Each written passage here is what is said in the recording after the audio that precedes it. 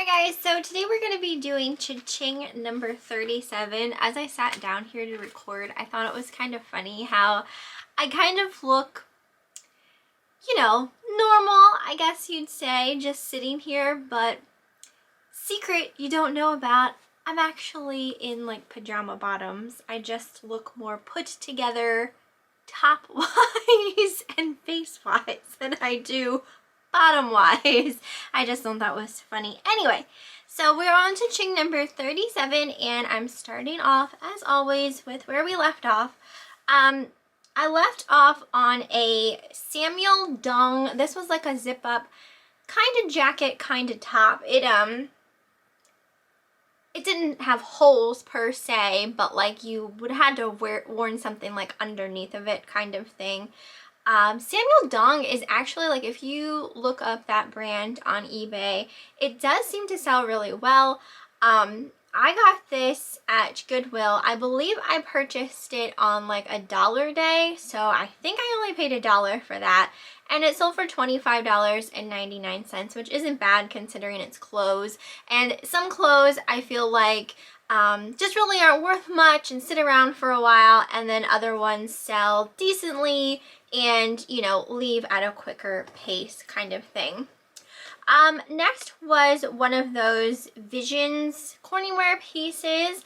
I had picked this up at Goodwill. What did I pay? $3.99 or $4.99? That sold for $25.99. It was a 1.5 liter just pot with the lid. I still have one other Visions piece currently listed that hasn't sold yet. This one actually was an international sale, so someone from another country purchased it. So when I ship things internationally, I use the eBay Global Shipping Program, the GSP.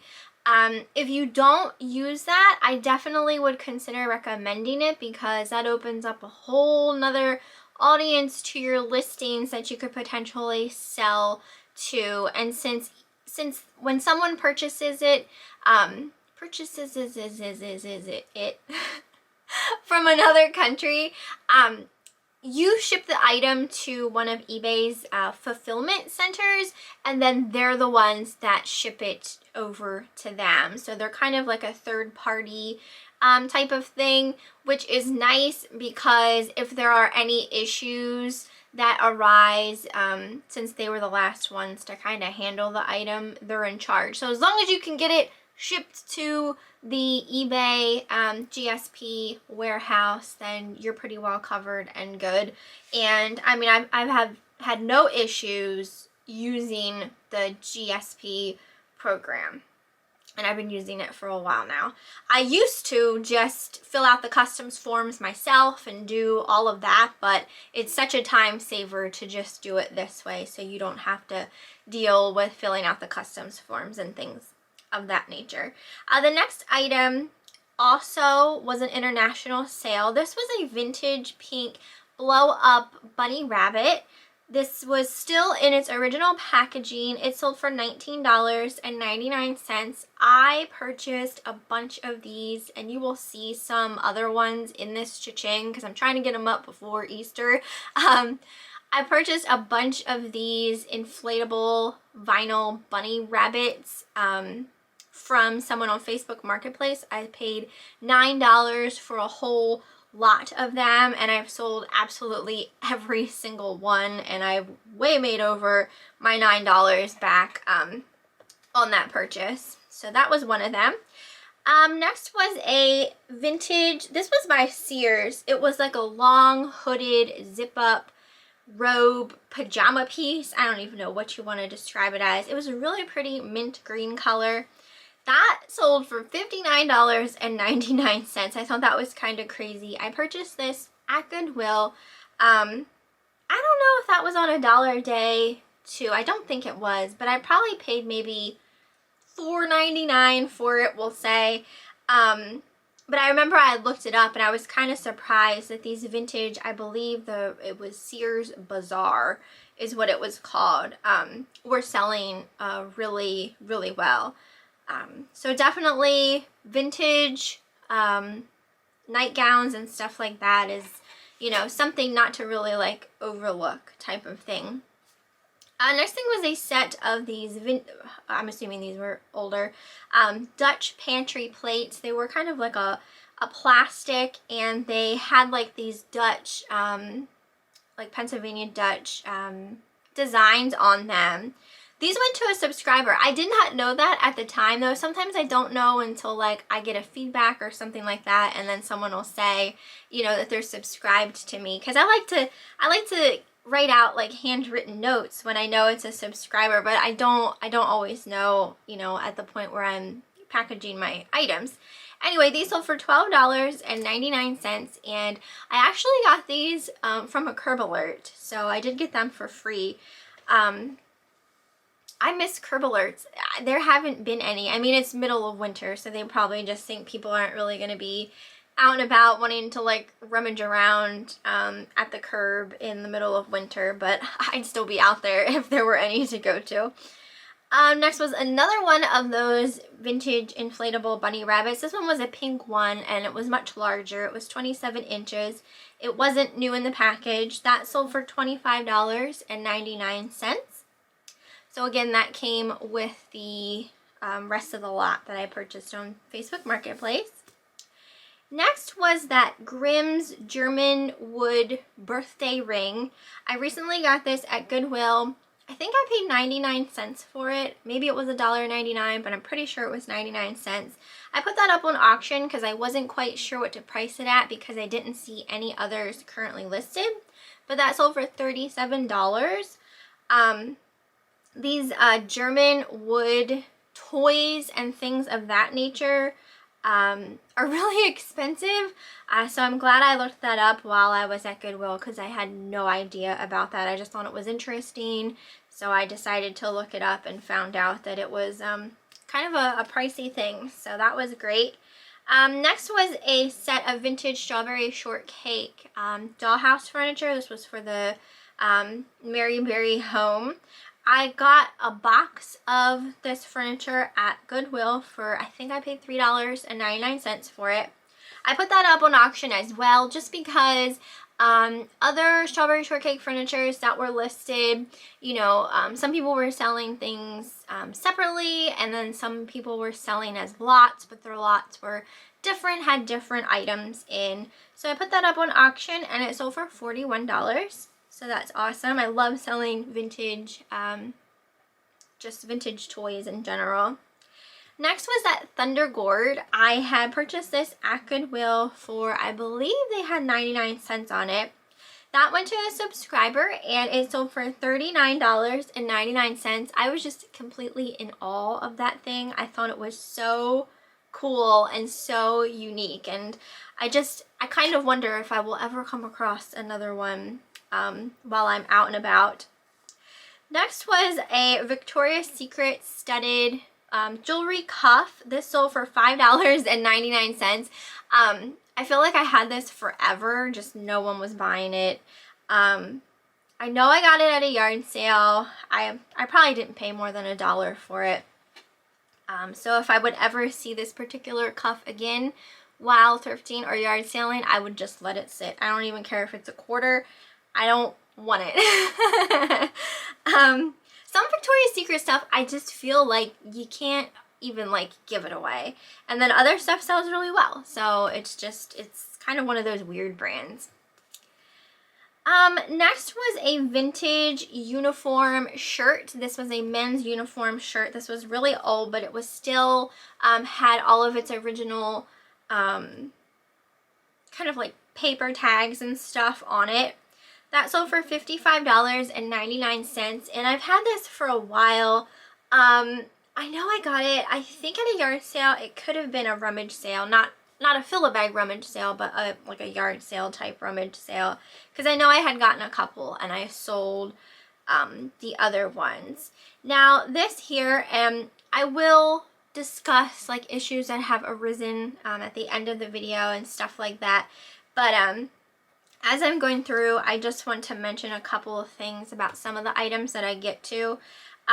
This shirt here, the person who purchased it wanted to return it. As far as returns go, I do accept returns, but only if it's something that, you know, was my mistake. Like, I've had things returned because it was a women's size and it was actually a men's, or, you know, if I would like not notice like a little hole or a little stain or something like that, I will accept returns in those instances.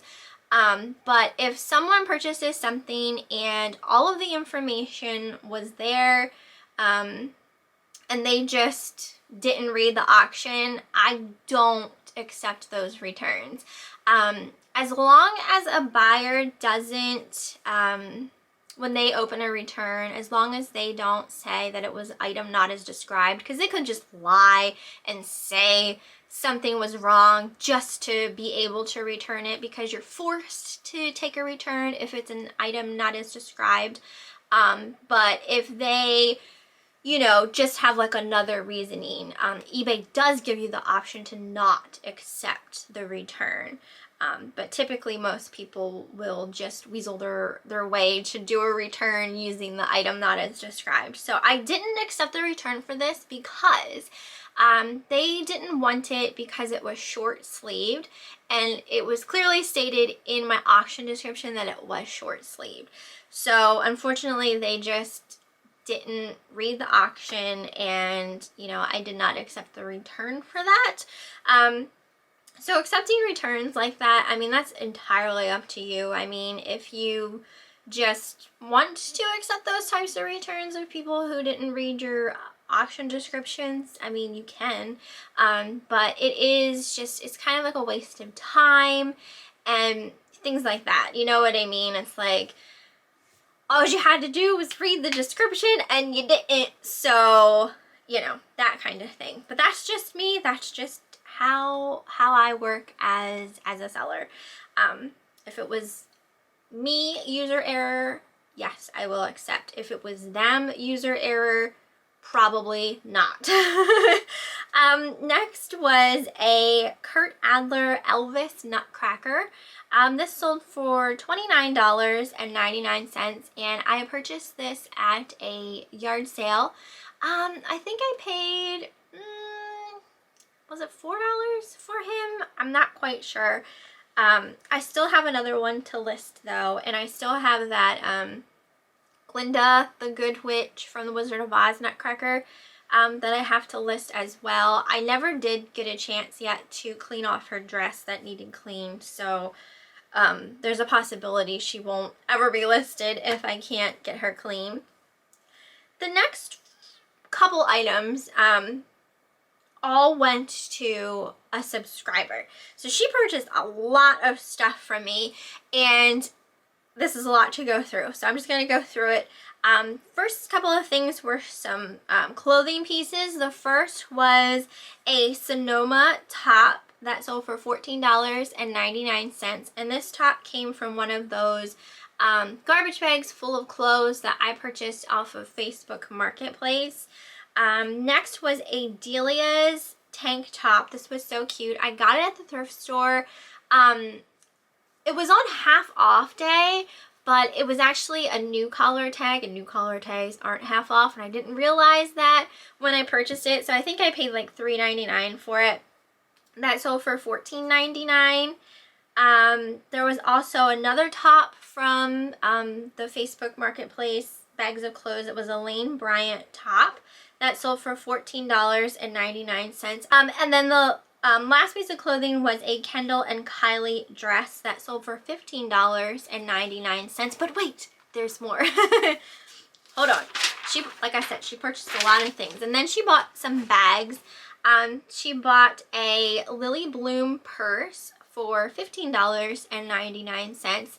And I think I got that at a yard sale, and I'm pretty sure I paid $5 for it.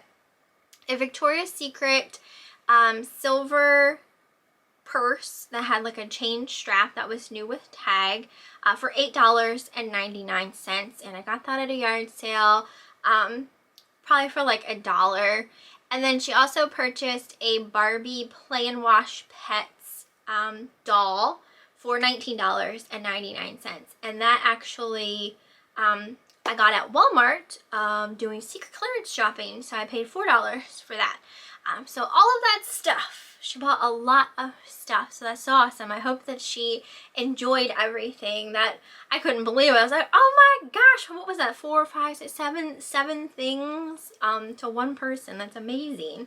And I also wanted to mention too, like if you buy more than one thing from me, I will combine your shipping and I will refund you any kind of extra that eBay might have charged. Because I think when eBay does it, they just kind of like add everything up, so sometimes like the shipping seems kind of exorbitant, but I will refund that amount back to you. So just letting you know if you ever purchase more than one thing from me.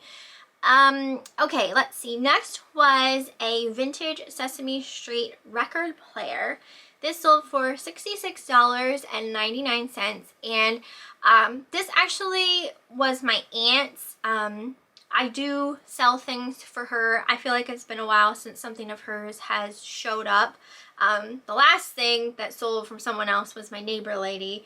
But with my aunt, she splits the money with me 50-50. So like I obviously take out like fees and stuff like that, and then what's left we split 50-50. So that's really nice that she, you know, does that for me, like allows me to keep some of that profit.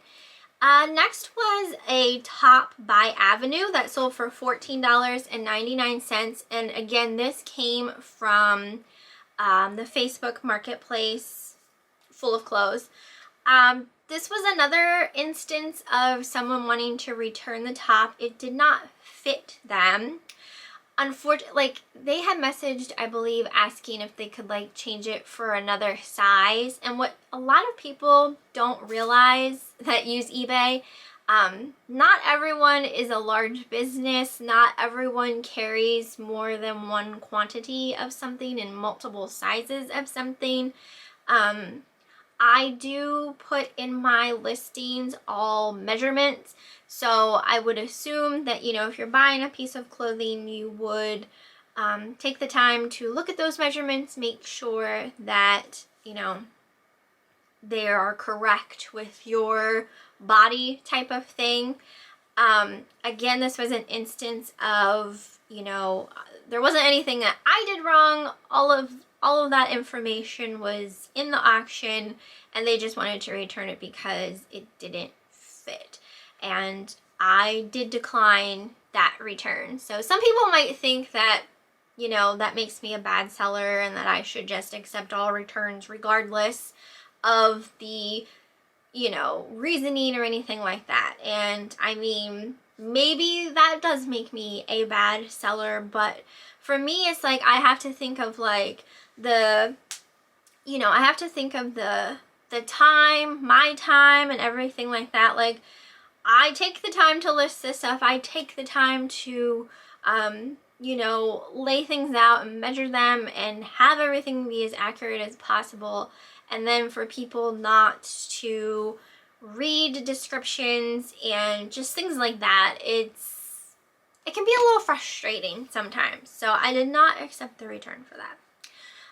Next was a Woolrich sweater. This was also an international sale that sold for $26.99, and that probably came from the thrift store.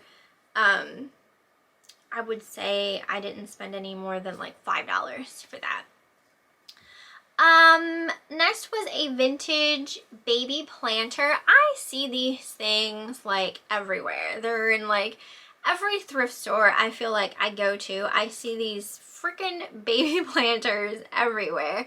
This sold for $13.99. You know, I have some other ones listed that haven't sold. So I don't really know why some sell and some don't and that kind of thing. I got that probably for $1 at a yard sale. For whatever reason, I have picked up some, but it's one of those things where it's like, I see them all the time and I usually just don't bother with them.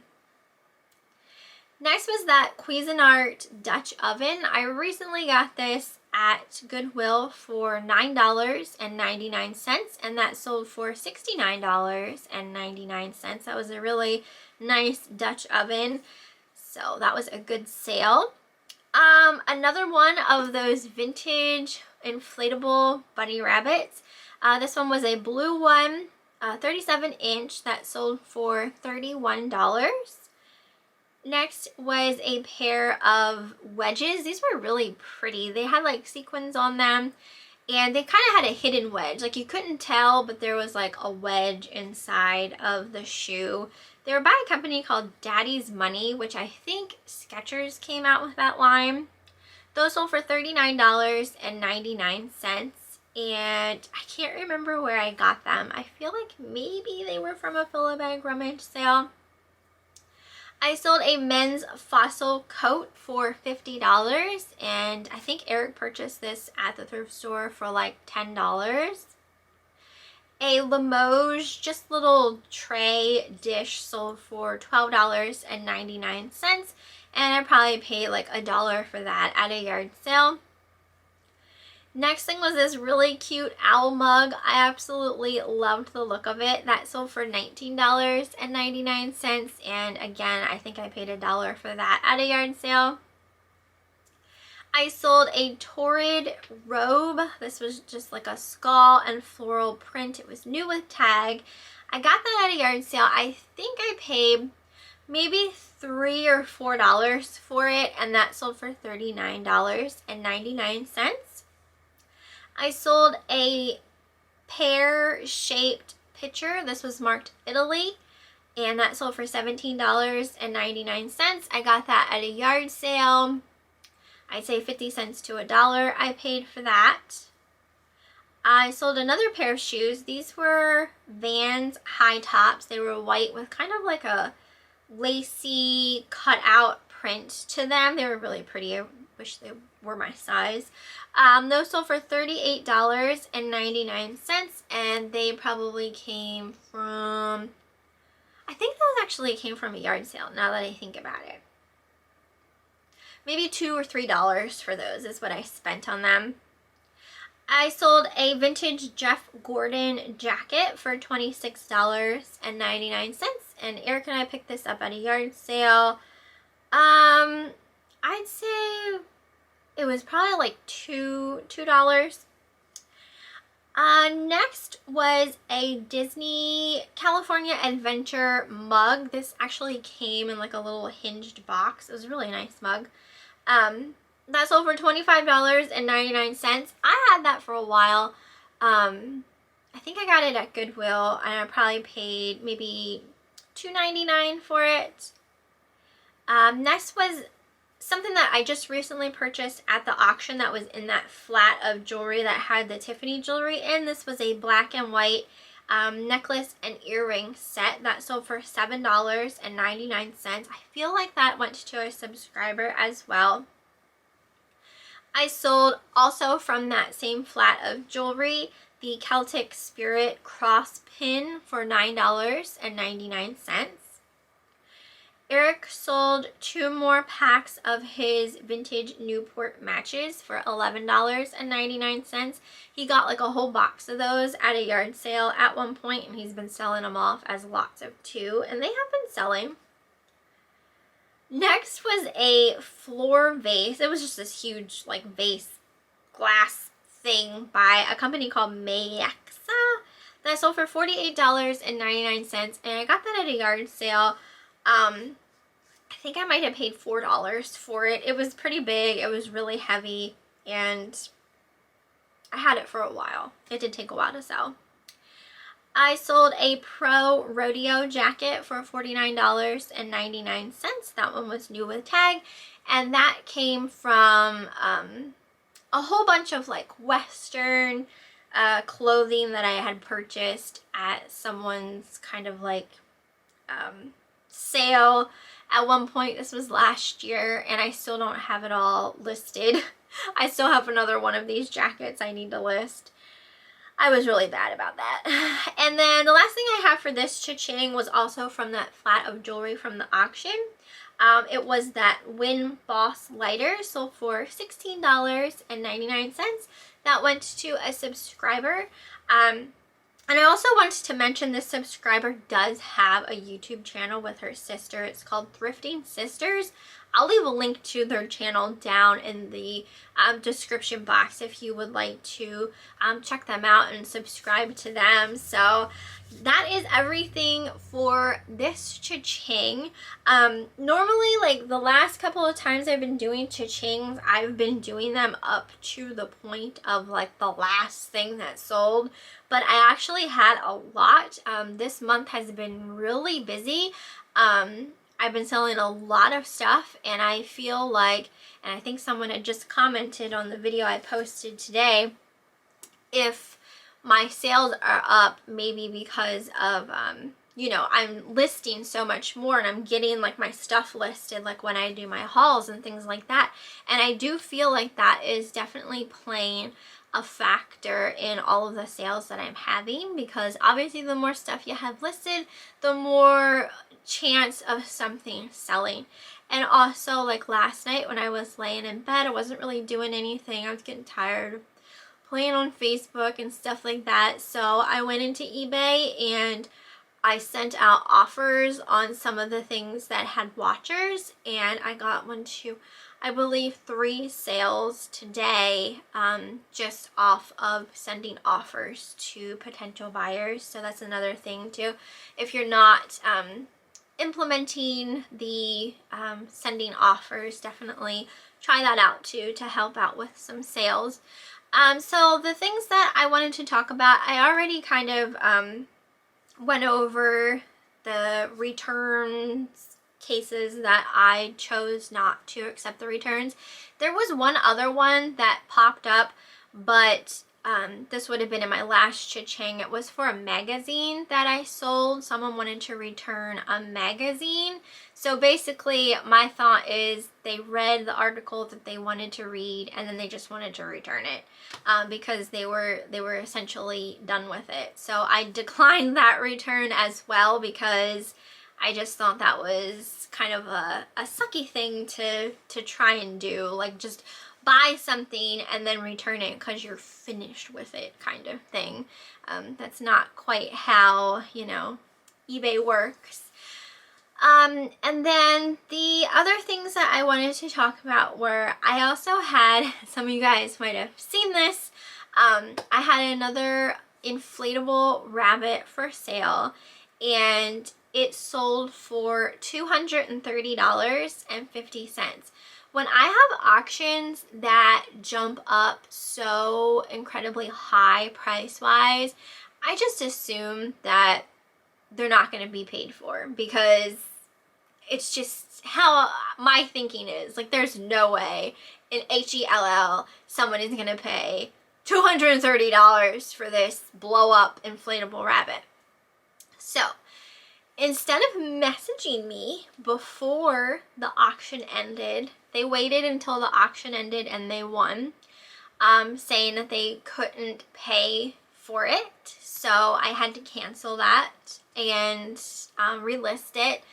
I was upset by that, obviously, because it's such a waste of my time. Like, just let me know beforehand so I can like delete your bid, and that way like the person who is bidding, or you know what I mean, will win it, and hopefully, you know, they'd pay, but I'm sure they had a lower bid than that. But you know, it kind of rubs you the wrong way type of thing, like, I can't believe like someone did that to me, you know what I mean? But the person who won it, they won 2 other of my rabbits, and they did pay for those. So, I mean, granted, they were $230, but, you know, they did pay for them. So I was upset with them, but you know what I mean? They paid for the other rabbits, so all is well. The rabbit's relisted, so we'll see what it goes for next time around. Probably nowhere near that. And then the last thing that I really wanted to make mention in this video was in one of my other cha-chings, maybe it wasn't my last one, but the one before, I had sold a ornament to someone named Van Craig. We found out that it was indeed Van Craig, and that, you know, I had messaged them, like, asking if it really was them, even though I, you know, knew. And they said that they were going to message back, but I think at the last time I did my cha-ching, they said that they'd write back a longer message. So he did. So I just kind of wanted to say a couple of things about it. He told me that he designed Kurt Adler ornaments for 11 years. And that he still designs the holiday windows at like Saks Fifth Avenue, like the window storefronts during the holidays. So that's really awesome. I don't live in New York. I've been to New York multiple times, but never around the holidays. So that's something that I've always really kind of wanted to do. So maybe one day I'll actually get there during the holidays so I can check out the Saks Fifth Avenue storefront. And then he was kind of just talking about, he purchased the ornament because he likes giving them to friends and family and stuff like that as like little gifts, you know, because it's, you know, something that he designed kind of thing. He also mentioned this, and I thought it was so funny, and I had no idea, and you guys won't know either. But he purchased the Santa Claus ornament that he designed from me. Now this is the Santa Claus. This isn't the exact ornament, but it is the exact Santa Claus face. This one's just a face. The other ornament that he purchased was the whole body, but he did design this. And he was saying that the Santa Claus is actually harder to find because they ended up pulling the Santa Clauses from the shelves because somebody thought that Santa Claus's nose was a little too phallic looking. So you can see, I mean, I don't get what they saw, but apparently he's a little harder to find because they did end up pulling the ornaments with the Santa Claus face with that schnauzer. So I thought that was funny and interesting. You guys might enjoy hearing about that. But that is everything for this cha-ching. I hope you guys enjoyed it. You have to let me know what you thought down below, and I will see you next time.